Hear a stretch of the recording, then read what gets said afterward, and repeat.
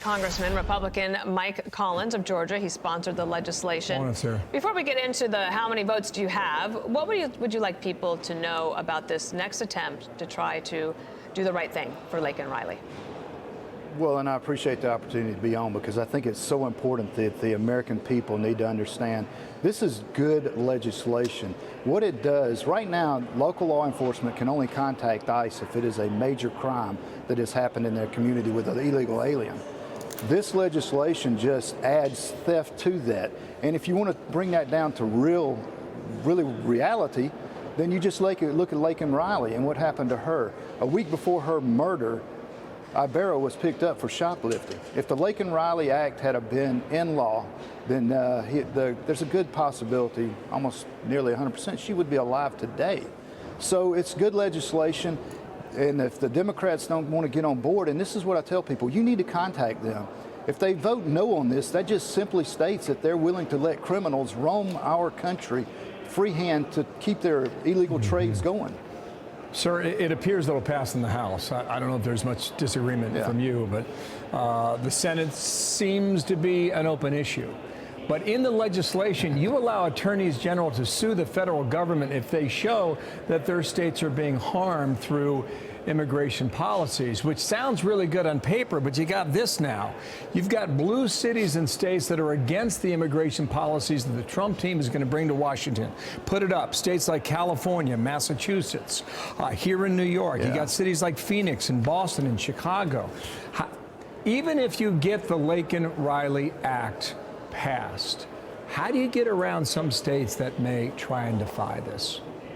Well, you know, that's going to be up to the states, and I think the people of that state need to bring that to their attention, because that is the other part of this. A good piece of this legislation, it's just the mere fact that Ibarra came across our border illegally and was paroled and then hauled around the country on taxpayer dollars. That's where the states need to be holding the federal government accountable, if for nothing else. And that's where these blue cities, these sanctuary cities, they need to be answering for this, because these people have come into our country with the intent to harm the American people. And as we let them get by with this petty theft and never do anything to them, it just emboldens them. And they get more and more dangerous to the point of what you saw. And Laken Riley, yes, she was in February of 2024. Look at how many people since then have been murdered or raped in our country due to somebody being in this country illegally, and come to find out there's some thug or gang or just a criminal that came across and was let out of another prison from another country. Sir, listen to Tom Homan. He will be the border czar under Trump.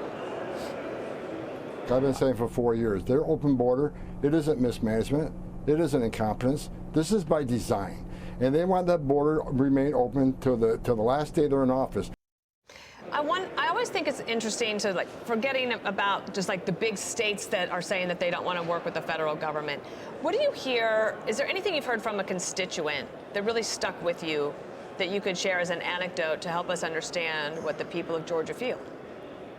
Well, the Laken Riley murder was in my district. Athens is in my district.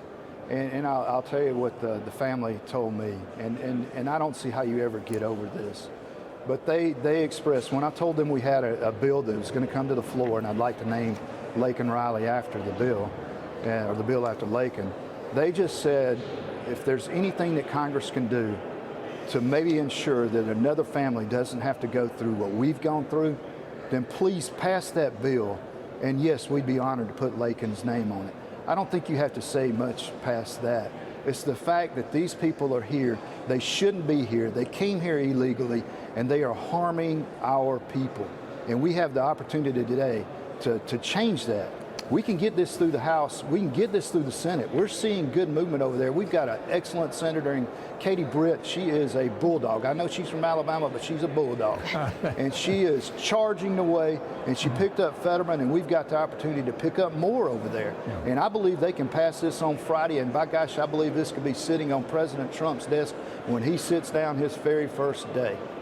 Mike Collins, thank you for your time. Good luck to you. Take care. Republican Thank from you. Georgia. I'm Steve Ducey. I'm Brian Kilmeade. And I'm Ainsley Earhart. And click here to subscribe to the Fox News YouTube page to catch our hottest interviews and most compelling analysis.